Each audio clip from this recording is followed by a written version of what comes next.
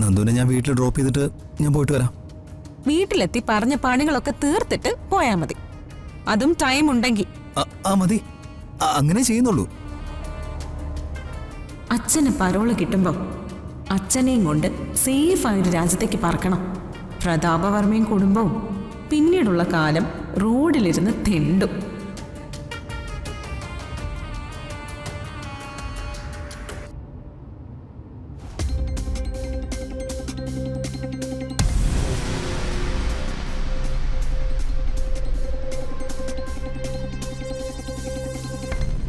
എന്താ വേണ്ടത് സാർ? അത് 1/2 കിലോയുടെ ഒരു കേക്ക് വേണം. കുറഞ്ഞത് മതി. പിന്നെ കേക്കിനകത്തെ ഹാപ്പി ബർത്ത്ഡേ പ്രതാപവർമ്മ എന്ന് എഴുതണം.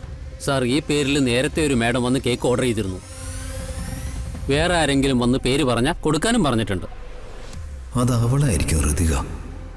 പിന്നെ എന്തിനാ ഞാൻ വെറുതെ ക്യാഷ് കളയുന്നത്? അതെന്റെ റിലേറ്റീവാ.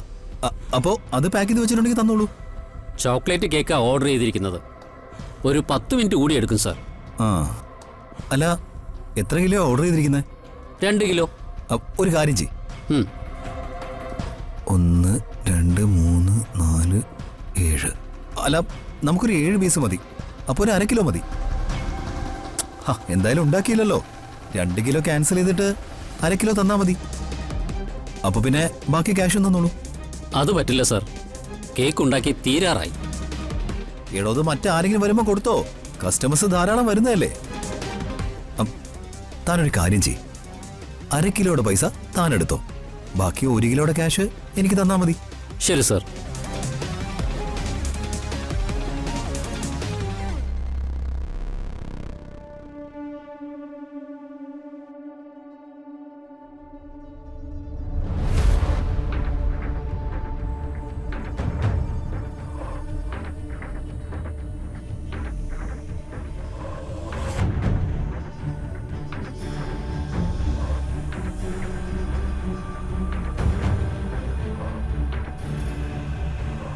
ഇതാ സാർ. ഇതാ. Okay sir.